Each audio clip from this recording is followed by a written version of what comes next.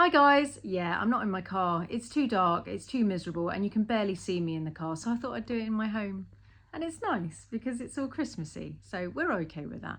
I've been in the car since 9, I finished at 7, I had no breaks, and now I'm sat down, I've just had a cup of tea, and I'm still thinking about you guys. So this is a video about how to drive in the dark, and I just want to make a few points. So driving in the dark it feels quite different, right? So when you're driving in the dark, the first thing is that you're going to need to have your dipped headlights on, right? So there's a few different lights. You've got side lights, you've got dipped headlights, which are the ones that just face the floor so they don't dazzle anybody. Oh, my hamster's awake. So they slightly dip down at the floor. You can go and have a look at my other video for this if you want to. And then you've got full beams that like come out really far, and they like have a blue light on the dashboard to warn you that you've got your really powerful lights on. And these are going to be really useful if you're on country roads, which can go up to 60 miles an hour. Because a lot of those roads don't have street lamps on them, right? Because the white sign with the black slash literally means no more street lamps. White sign is the lamppost, black line is the no more lamppost, right? So you're going to need to use full beam if nobody's coming towards you. There's a few different points that I want to make about driving at night, okay? So driving at night, the first thing is you're going to need your dipped headlights on, so make sure that your instructor teaches you where they are. Your car may put them automatically on because the cars are quite fancy these days, but make sure that you know how to put them on because you need to know that for your show me, tell me questions anyway, so make sure you know where they are. Make sure you know where the full beams are before you go driving as well, because you don't want to be in a faff trying to stumble about like not knowing where your full beams are when you go out there, because if you need them because you're on a dark country road and there's a bend coming up and you need your full beams, you need to understand where your full beams are on, okay? The other thing that we really need to talk about driving at night time is bikes. Our mirror checks need to be really good. We need to be checking for bikes. Our blind spots need to be good for changing lanes and pulling off from the side of the road. Bikes are hard to see, and a lot of them don't wear the reflective outfits, right? Some don't even have the lights on. We really need to check for bikes. If it's raining, it is even more dangerous. It is so dangerous. Please look for bikes, right? We need to protect the bikes, right? I know that they've got a responsibility of wearing lights, but we really don't want to be having an accident with a bike, right? So first of all, please look for bikes, okay? Really, really important. The second thing is it's pretty nasty if it's dark and it's raining. If it's dark and raining, it is unlikely that you are going to be able to do the speed limits, especially if you're on country roads, long country roads. Please don't worry about it too much. If you're a student that sometimes has lessons in the daytime and then sometimes you're having them at night time as well, yeah, your speeds are probably going to be different on those lessons because you can see so much more in the light, okay? So please don't worry about the speed too much. Talk to your driving instructor to see what's appropriate. You need to drive for the conditions of the road. It's really, really important, okay?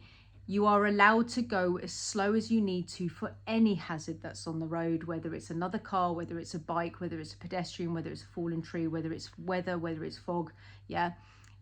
Literally whatever the hazard is, of course you can go slower on any speed limit. It doesn't matter what it is, you can go slower.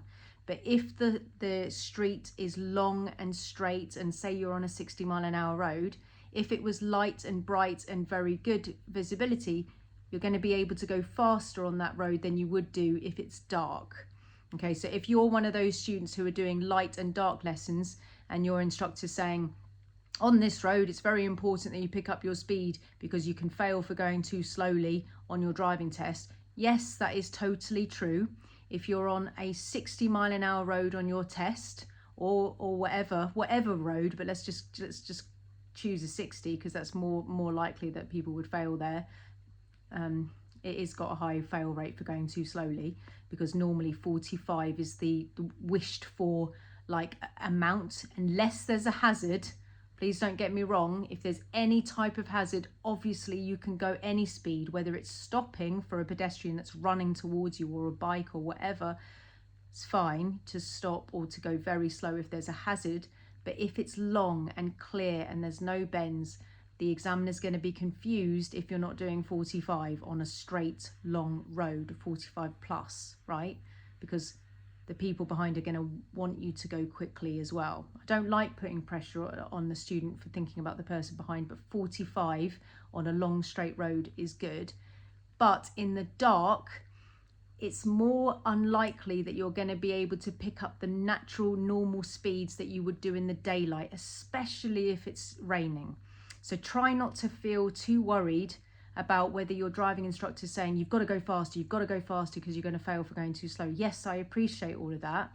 I do understand, but the conditions of the road are more important than the failing your test thoughts, right? Because the conditions are more important. It is so important that you understand that, right? If you need to see your driving instructor in the light, try and organise a lesson at lunchtime. Try and organise a lesson at the weekend, right? You know, get your driving instructor to try and help you, you know, when it's light, or go out in your go out in your car with your company driver, or your friends and your friends and family. Try and go out in your car in the light, yeah, just so you can feel the differences. So please don't worry if you need to go a bit slower in the dark for safety reasons. That is a thing, and of course that is totally okay. Please do that, especially if it's raining, because it can be really hairy otherwise. So that's the first thing. So going slower is probably a thing in the dark. Please look for bikes, really important. The other thing is puddles. If it's raining, there's going to be a glare, a nasty glare on the windscreen. Yeah, it's going to be way harder to see. It's going to catch all the light and glare. Definitely make sure that you're clearing your windscreen and making your windscreen a correct temperature, so it is making sure that it's nice and clear, because if you have a fizzed up car as well with all the condensation, that is a disaster. You need to be able to see. Make sure you know how to use all the demisting systems, because you need to activate that quickly, because we can't see a lot anyway because it's dark. So you need to know how to use your demisting systems. Very important. You need to make sure that the glass is a correct temperature, because you've got the glare from all of the droplets on your windscreen anyway. Catches all the light, right? Make sure that you know how to use your windscreen wipers front and back. You need to be able to see the bikes, remember. You need to be able to see the other cars, okay? So make sure you know how to use your windscreen wipers, interact with them, make sure that they're working.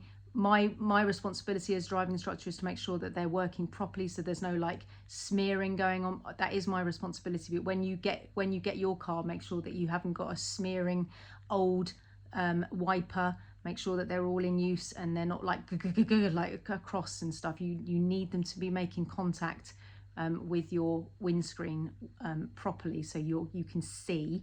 When you're coming up to roundabouts, the glare might be bad. You may need to know how to open and close your window to clear the droplets off the window.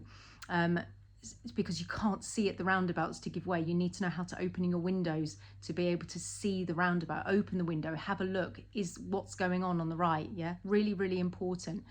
Make sure you know how to demist the back windscreen as well. I should have said that, because you need to be able to see. It's so important, all of this stuff. So the understanding of the ancillary controls inside the car are also extremely important when you're driving at nighttime, because all of these things factor up with not being able to see properly. And if you can't see, you and other people are in danger. Yeah. The other thing that we can talk about is road markings. I hope I don't forget that one. And puddles, okay? Puddles at night, I mean, they're bad anyway. Puddles are always really bad. But at night time, you know, they come out of nowhere. They're black, you know, they look really, really... And they can hide horrible, horrible potholes. And they're bad anyway in the light. Of course they can hide potholes in the light. Of course they can. But you're having a blowout, bursting your tyre in a pothole that's underneath a puddle is going to be seriously miserable for you, right? If you have a blowout, you've burst your wheel at the side of the road because you've gone through a puddle, and you're going to have to change it in the middle of the night. You know, it's dark, it's raining. I mean, it's just so miserable, right? If you're on your own as a female, is that a safe thing? You know, you'd probably need to call somebody. Even if you know how to change your wheel, you need to keep yourself safe, right? If you're on a country road by yourself, right? Just choose safe decisions, right? Safe things to do.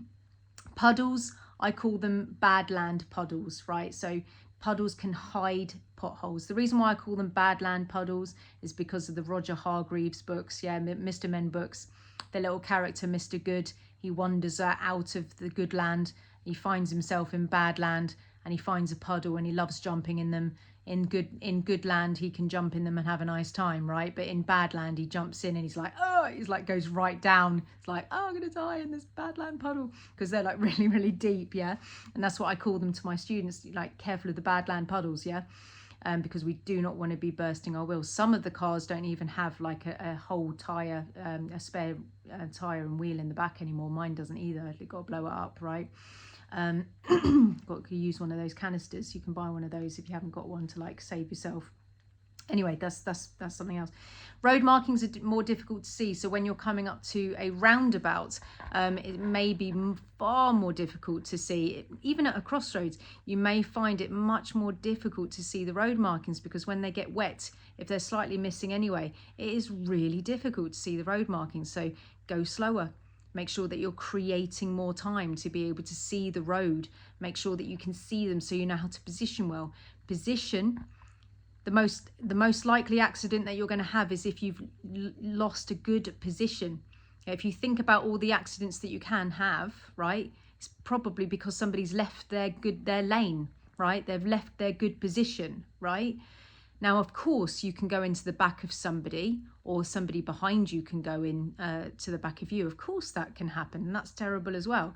But if there is other accidents that happen, it's probably because somebody's left their lane. Yeah, they've got bad position, or of course they could run lights, but you know what I mean. It's really important that you look for these road markings and know what you're doing. All right, so those, what else could I talk about? We've done lights, we've done puddles, we've done glare. Make sure that if you're a glasses wearer, if you wear glasses, make sure the temperature of your car is the same temperature as your glasses. That is a nightmare, absolute nightmare. My students will get into the car and their glasses will just steam right up, right? So we have to take a moment to make sure that the glass of the person's glasses is actually, able to not get steamed up. That's another thing, right? Everything's about visibility and being able to be seen. Yeah, really, really important. I feel like I've covered a few things there. I'm put on the spot now to think about other things. Lights, potholes, puddles, bends, full beams. Did we talk about full beams? I don't think we did. Okay, full beam. Did we talk about full beams? Oh, I might be repeating myself. Okay, full beams. So you've got your dipped headlights on. Those are the ones that face the floor slightly. So you can see when you put them on, the lines are just facing the floor slightly.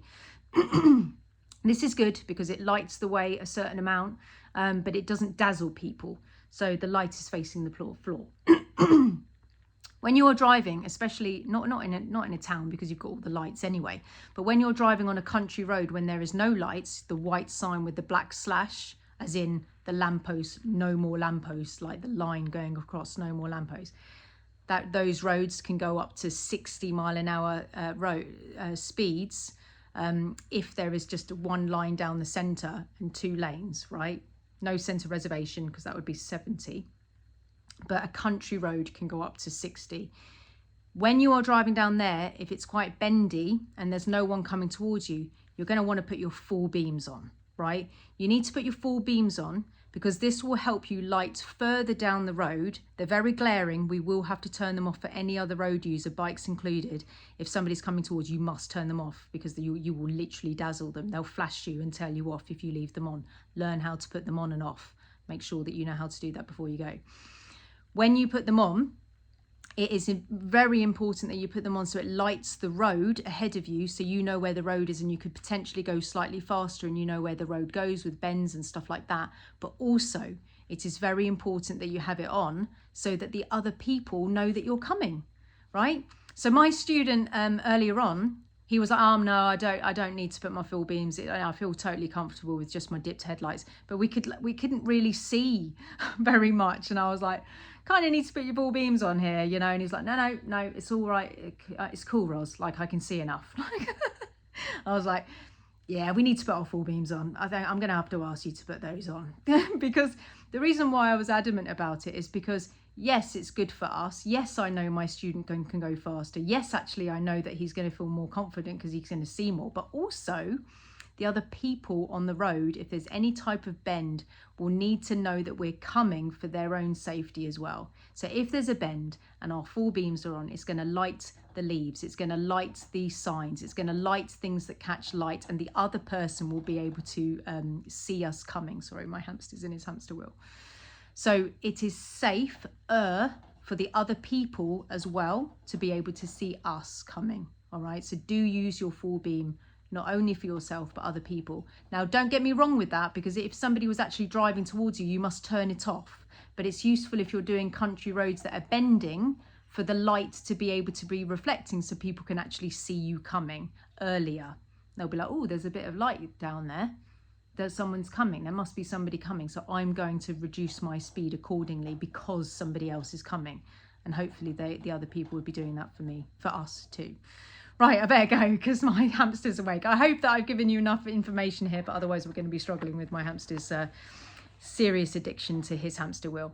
All right, guys, so I hope this helps as per usual. Thank you for sitting with me in my house. I didn't want to do it in my car, flipping miserable. It was really dark. You could barely see me when I tried to make the video in there anyway. So I hope this was a little bit homely for you. And yeah, happy Christmas. I'll see you on the next one. I really hope this helps as per usual. I'll see you then. Take care.